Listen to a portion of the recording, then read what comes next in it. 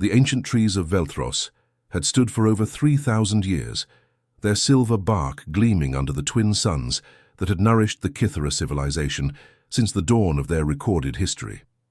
Now, Elder Counselor Veltara watched, in horror, as those same majestic giants crumbled to grey ash, consumed by the relentless hunger of the Devourers. The crystalline observation dome atop the Planetary Council building offered a panoramic view of the destruction spreading across their world like a plague. What had started as small grey patches 6 months ago now covered entire continents. The Devourers moved with terrifying purpose, their microscopic forms linking together into vast networks that stripped every trace of organic matter from the soil, leaving behind nothing but sterile dust. Elder Veltara, Communications Officer Zethra, approached with trembling hands clutching a data pad. The northern agricultural zones have fallen completely. We're detecting Devourer movement toward the coastal cities. Veltara's 4 arms hung limp at her sides, her usually vibrant blue skin now pale with exhaustion and despair. The Kythera had always prided themselves on their problem-solving abilities.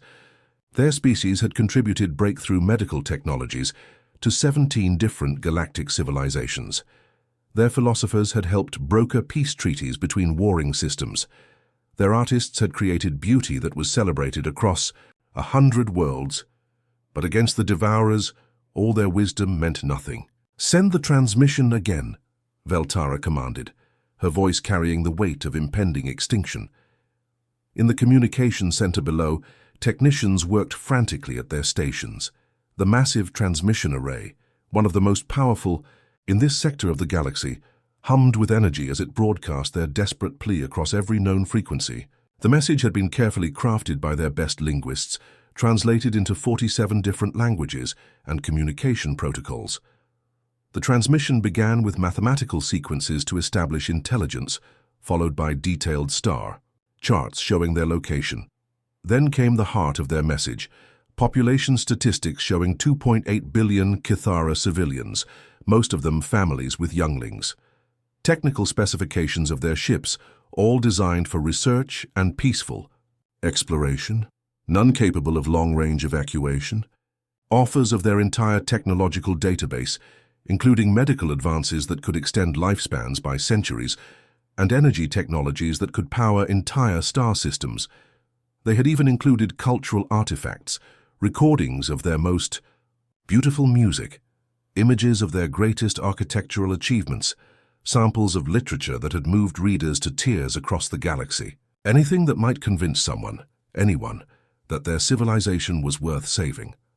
For 3 weeks, the transmission had pulsed out into the void, reaching the major powers that controlled this region of space. The hegemony controlled the largest military fleet in the known galaxy. Their warships could move entire populations. Their technology could easily outrun or destroy the Devourers. But their response had come through official diplomatic channels, cold and bureaucratic. Resource allocation analysis indicates evacuation operation exceeds cost-benefit parameters. Suggest development of internal containment solutions. Hegemony. Command extends condolences for your difficult situation. The Consortium, a massive trading federation that moved goods and people between thousands of worlds, had at least offered polite sympathy. Their message arrived on elegant holographic display, delivered by a perfectly programmed artificial intelligence. The Consortium Trade Council acknowledges the dire circumstances facing the Kythera people. However, current shipping contracts and established trade routes cannot accommodate emergency passenger transport of this magnitude. We recommend contacting local system authorities for assistance. The collective, those mysterious beings who commanded vast resources from their hidden worlds, had not even bothered to respond. 3 weeks of desperate pleas had been met with absolute silence from their territories. Veltara watched another forest disappear into grey nothing. Somewhere in those trees had been the grove of first memory, where young Kythera traditionally went to meditate and choose their life paths. Centuries of history, of tradition, of irreplaceable cultural heritage, reduced to dust in minutes. The capital city of Telvanos stretched out below the council building, its beautiful spires and gardens still intact but surrounded on 3 Sides by the advancing grey death. The devourers moved slowly but never stopped, never slept, never showed mercy. They consumed everything organic, plants, animals, even the bodies of the dead. Some scientists theorized they were a weapon created by some long-extinct civilization. Others believed they were a natural disaster, like a cosmic disease that jumped between worlds. It didn't matter what they were. In 72 hours they would reach the city center, where the last 50 million Kithara had gathered. The orbital platforms could only support a few 100,000 people, and their small fleet of research vessels could maybe evacuate another million over several months, time they didn't have. As another section of the city's outer districts crumbled to grey ash, Veltara closed her eyes and whispered a prayer to the ancient spirits of Veltros. The galaxy had heard their cry for help. The galaxy had chosen to let them die alone. The alarm on Lieutenant Commander Hyunsu's console had been beeping for the past 6 hours, but this time something was different. The signal wasn't coming from a known shipping lane or distress beacon. This was something else entirely, a complex, multi-layered transmission that his computer was still trying to decode. The cargo hauler New Horizon wasn't much to look at. Built 30 years ago for hauling mining equipment between outer rim colonies, she had dents in her hull from micrometeorite impacts and patches welded over sections that had seen better days.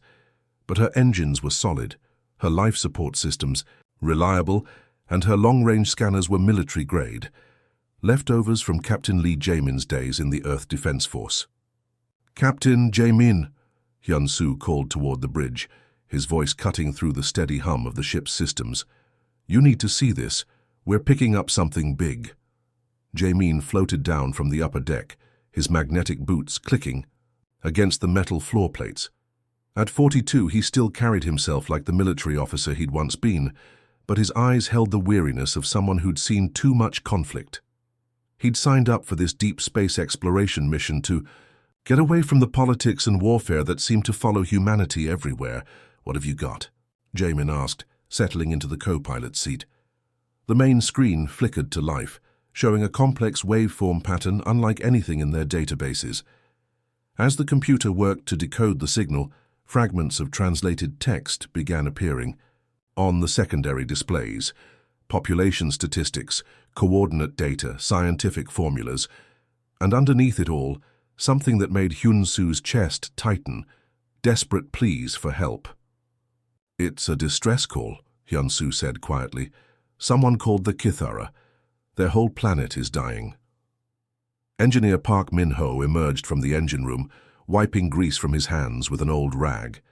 He'd been tinkering with the power distribution systems again, trying to squeeze a few more percentage points of efficiency from their aging reactor. "I heard the alarm. What's the situation?" Jamin pulled up the stellar navigation charts. The signal was coming from a system about 4 days away at maximum hyperspace velocity. "Looks like we're the only ship in range. The transmission has been broadcasting for weeks according to the timestamp data." "Weeks?" Minho frowned. "And nobody's responded." The computer finished its translation, and the full message played through their speakers. The voice was alien but unmistakably desperate. A being pleading for anyone, anywhere, to help save their people from something called the Devourers. They offered technology, knowledge, even their entire cultural database in exchange for evacuation. Assistance. Dr. Kim Ji-won, their medical officer, had been listening from the doorway. She joined their crew after spending 5 years treating refugees from the border conflicts. "How many people are we talking about?" According to this, Hyun-soo checked his readings. About 50 million survivors left in their capital city. The rest of their world is already gone. The bridge fell silent except for the steady beeping of the distress signal. 50 million lives. The New Horizon could maybe carry 200 people in an emergency, and that would strain their life support systems to the breaking point. Minho shook his head grimly. "It's a dead world by now, sir.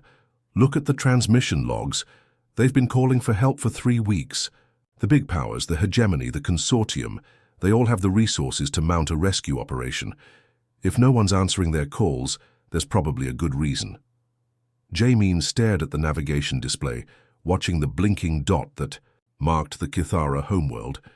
He thought about the border wars, about the times he'd called for backup that never came, about watching good people die because someone in a comfortable office decided they weren't worth saving. "Then we answer," he said simply. "Sir?" Hyun-soo looked up from his console. "We're a cargo hauler with a crew of 12. Even if we could help, we're not equipped for a rescue operation of this scale." "Maybe not," Jae-min replied, already plotting their hyperspace jump coordinates. "But we're here and they asked for help." Communications Officer Kim So-young powered up their long-range transmitters. She'd been quiet during the discussion, but Jae-min could see the determination in her eyes. She'd lost her family in the Tau Ceti disaster when the evacuation ships arrived 3 days too late. "I'm sending a response," she announced. "Let them know someone's coming." The New Horizon shuddered as her hyperspace engines spun up to full power. The ship wasn't built for emergency jumps, but Minho had been nursing those engines for 2 years and knew exactly how hard he could push them. As they dropped into hyperspace, Jae-min activated the ship's internal communication system. "All hands, this is the captain. We've received a distress call from an alien civilization under attack. I know this isn't what we signed up for, but 50 million people are about to die and we might be their only chance. Anyone who wants to object can do it now." The comm channel stayed quiet. His crew, former military, doctors, engineers, explorers, had all made their choice the moment they heard that desperate plea. 4 days later, the New Horizon dropped out of hyperspace above a world that looked like it was dying. Grey patches covered most of the continents, spreading like infection across what had once been green and blue. In orbit, a few small ships moved frantically between the planet and several space stations, clearly overwhelmed by the scale of the disaster. So-young established contact with the surface. Through crackling static, an alien voice responded with shock and disbelief. You came. But your species is barely known to us. We never expected. Why would you risk this?" Jae-min took the communicator, looking down at the dying world below.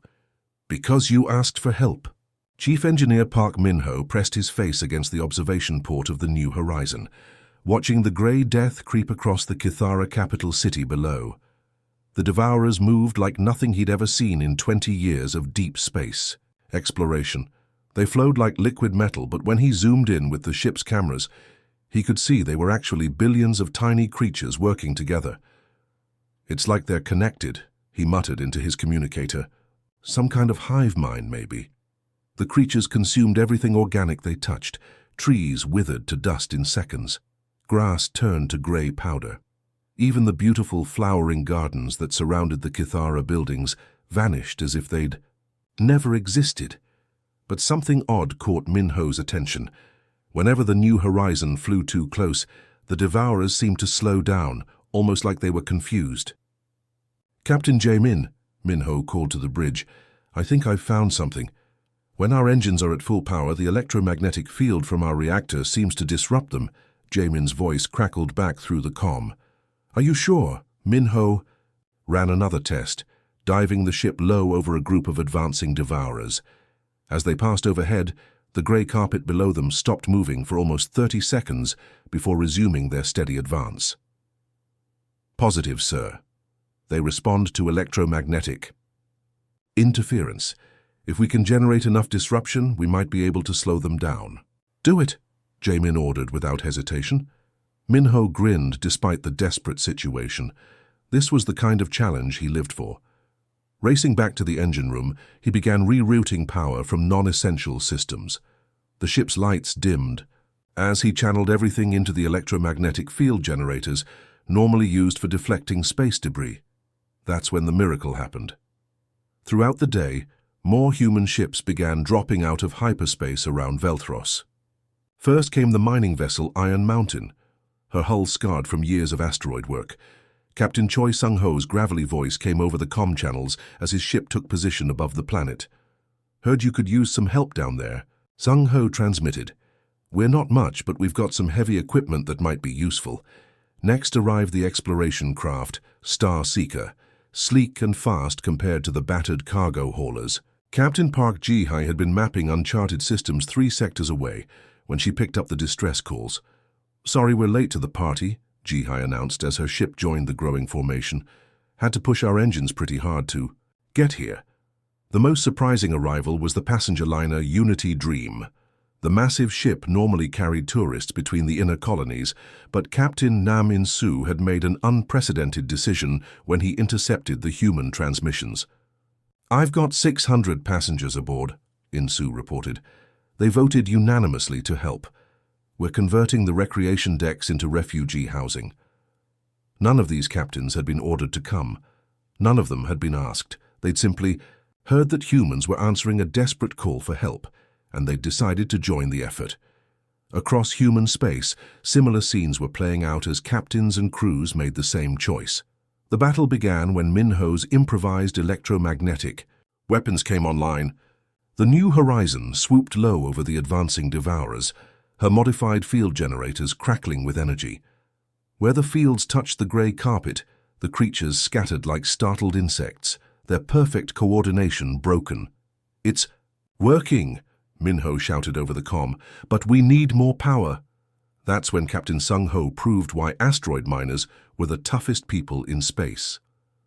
The Iron Mountain dove toward the planet's surface, her massive mining lasers, designed to carve through solid rock, now turned against the Devourers.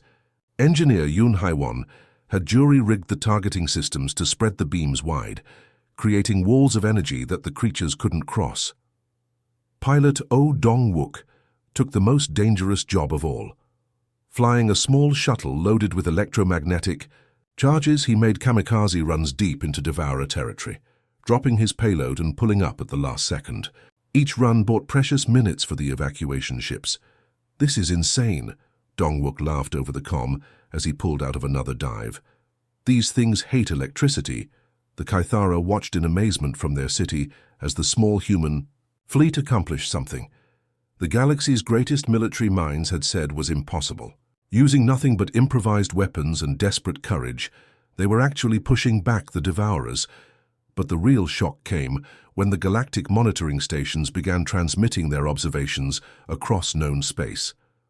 Military analysts from the hegemony, trade specialists from the consortium, even the mysterious collective began paying attention to the small battle happening above Velthros. "How are they doing this?" wondered Admiral Zextar of the hegemony Third Fleet, watching the tactical displays from his flagship 3 systems away. "Our war simulations showed that nothing short of a full battle group could slow those creatures down. The humans weren't just fighting, they were winning." Captain Ji-hai's Starseeker used her advanced sensors to coordinate the other ships, turning their ragtag fleet into a precision instrument. The passenger liner Unity Dream served as a mobile command post, her communications arrays linking all the human vessels into a single network. As the grey tide of Devourers slowed and scattered under the human assault, something incredible became clear. These primitive humans, with their old ships and improvised weapons, had figured out in hours what the galaxy's greatest scientific minds had missed for months. The Devourers could be stopped. They just needed someone brave enough to try. Dr. Kim Ji-won had dealt with medical emergencies before, but nothing had prepared her for this. The cargo bay of the New Horizon was packed with Kythara refugees, their blue skin pale with fear and exhaustion. Their breathing was rapid and shallow. The ship's atmosphere was close enough to their homeworlds, but not perfect. She'd already used half their medical supplies just keeping the children stable. "Now we need to adjust the oxygen mixture," she called to Minho over the noise of frightened families. "The Kythara process oxygen differently than we do, too much, and their lungs start burning." The engineering chief was crawling through ventilation shafts, manually adjusting atmospheric controls that were never designed for alien physiology. "Working on it, Doc. Give me 5 more minutes." Through the cargo bay windows, Ji-won could see the grey death spreading across the capital city below. The Devourers had regrouped after the human electromagnetic attacks and were advancing faster than ever, as if they'd learned from their earlier disruption. Time was running out. Captain Park Ji-hai's voice crackled over the comm from the passenger liner Unity Dream. "Medical team, we've got a problem. My ship is rated for 800 passengers maximum. We're currently at 1,200 Kythera aboard, and more shuttles are still coming up from the surface." The massive passenger liner was the backbone of their evacuation effort, but even she had limits. G1 could see the Unity Dream through the porthole, her hull straining as emergency airlocks worked overtime to process the endless stream of refugee shuttles. Life support is holding, but barely, G-High continued. The recycling systems aren't designed for this many people. We're going to start seeing carbon dioxide buildup in the lower decks within hours. Captain Jamin's response was immediate and unwavering. Then we make more trips. Nobody gets left behind. That decision triggered the most chaotic 18 hours in human space exploration history. Ships that had never been designed for passenger transport were suddenly ferrying thousands of alien refugees. The mining vessel Iron Mountain had Kythera families crammed into ore storage compartments. The exploration ship Star Seeker was using her scientific laboratories as temporary housing.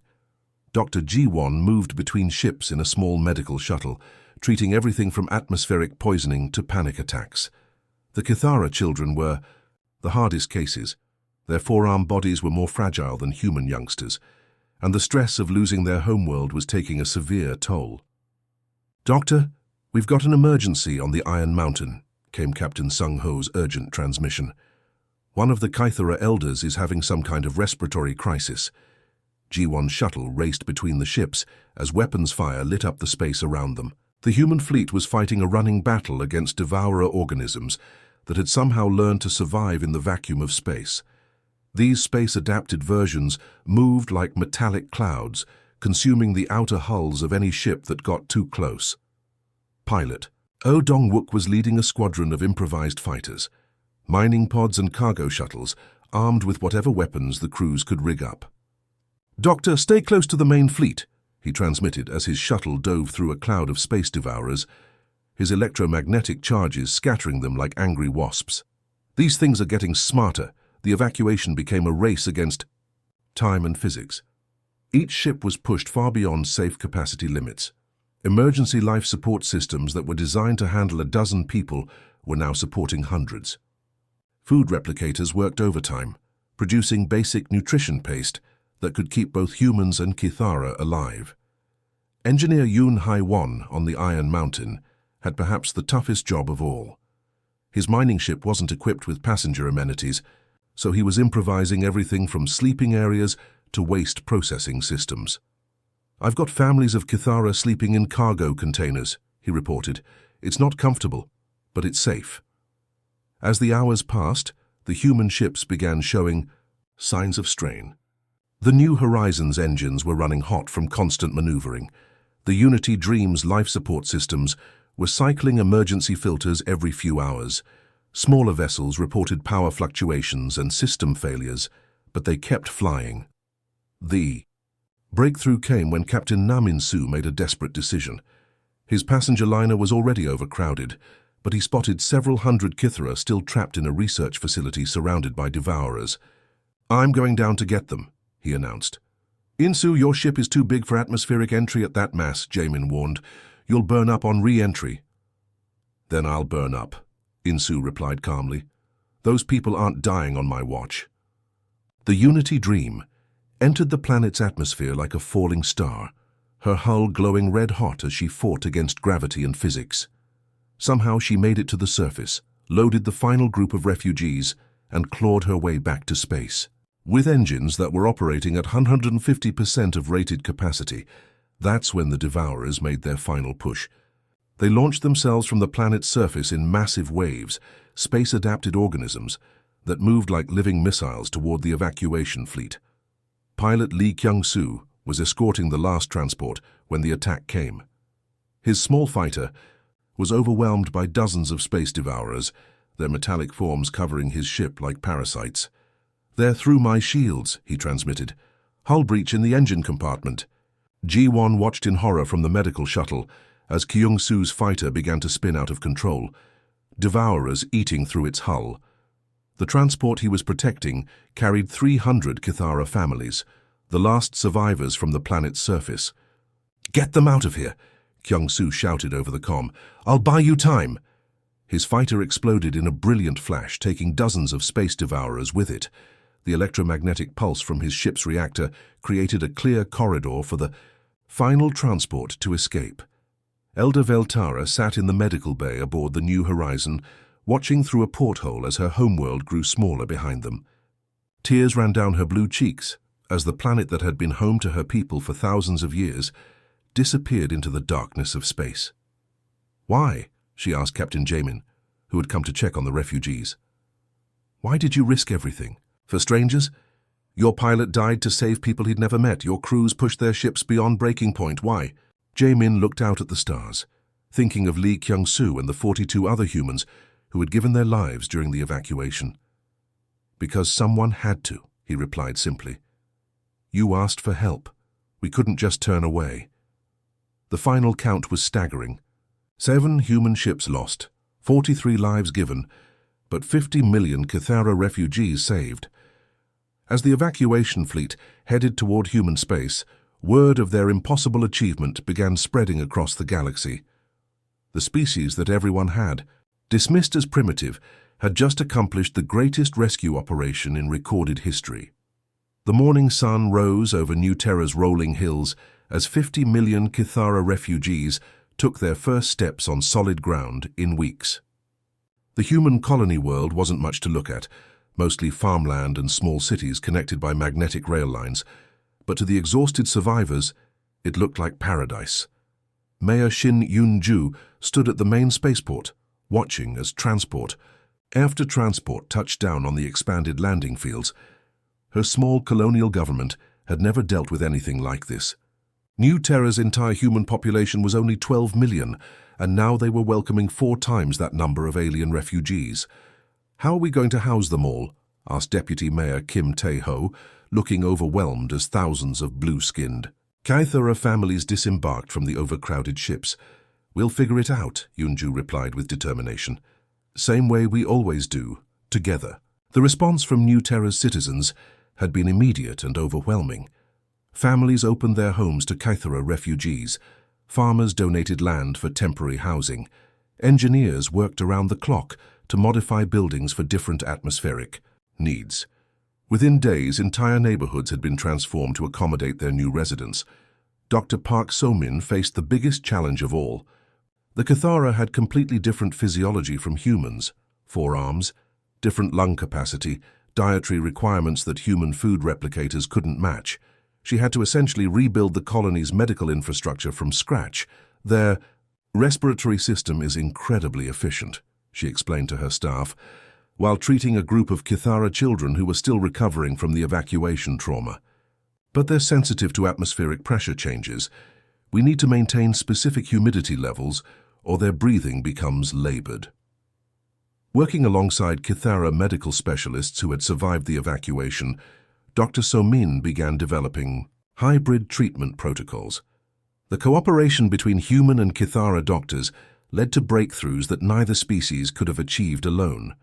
Cathara regenerative medicine combined with human surgical techniques created healing methods that seemed almost miraculous. Elder Veltara had thrown herself into this collaborative effort with surprising energy. Despite losing her homeworld, she seemed energized by the possibility of building something new. Her temporary laboratory was a converted warehouse where human and Cathara scientists worked side by side. "Your species thinks in ways we never considered," she told Dr. Chen Wu-jin, a human physicist who was helping her adapt Cathara energy technology. "We perfected our techniques over thousands of years, but you find completely new approaches in days." The breakthrough came when they combined Cathara crystal matrix technology with human electromagnetic field manipulation. The result was an energy system that was both more efficient and more stable than either species had achieved independently. Power output increased by 300%, while reducing waste heat to almost nothing. But the real miracle was happening in the streets and homes of New Terra.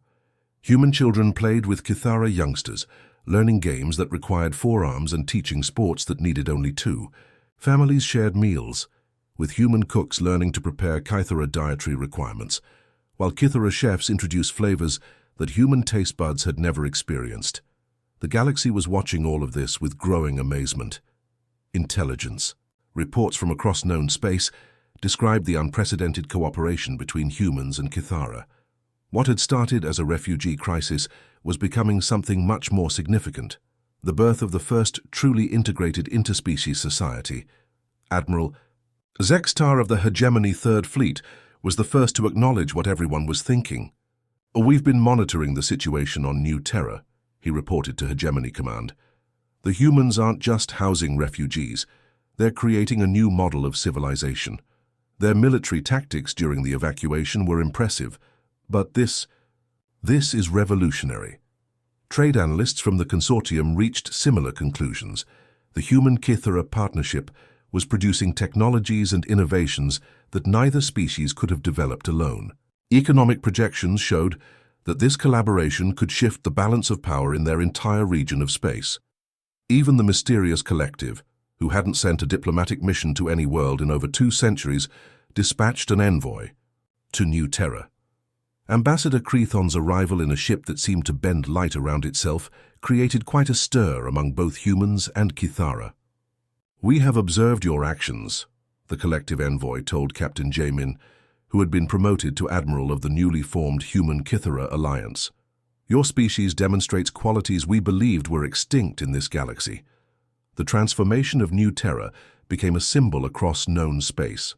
Here was proof that different species could not just coexist but thrive together. The planet's cities began attracting visitors from dozens of worlds: scientists, diplomats, trade representatives, and curious civilians who wanted to see this miracle for themselves. The military applications of Human-Kythera cooperation were equally impressive. The combined fleet that now protected New Terra used tactics that no single species had ever developed. Human adaptability and courage, combined with Kythera precision and advanced technology, created a defense force that impressed even the Hegemony's finest strategists. Captain Park Ji-hai, now commanding the exploration vessel New Horizon 2, led joint Human-Kythera crews on missions that pushed the boundaries of known space. Their ships used hybrid technology that made them faster, more efficient, and more capable than anything either species had built independently. But perhaps the most powerful moment came when Elder Veltara addressed the Galactic Council for the first time since the evacuation. The ancient governing body, representing hundreds of species across thousands of worlds, had invited her to speak about the refugee crisis and its aftermath. "3 months ago, my people faced extinction," she began, her 4 arms gesturing gracefully. As she spoke to the assembled delegates, "We pleaded with the galaxy for help. The great powers, with all their resources and technology, chose to ignore our suffering. We were abandoned to die alone." The council chamber was completely silent as she continued, but one species heard our cry and answered.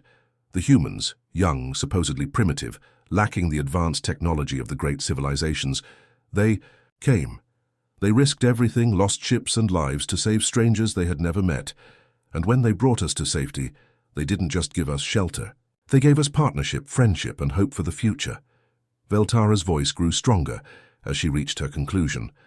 The galaxy believed that strength was measured in weapons, that civilization was defined by technology, that wisdom came with age.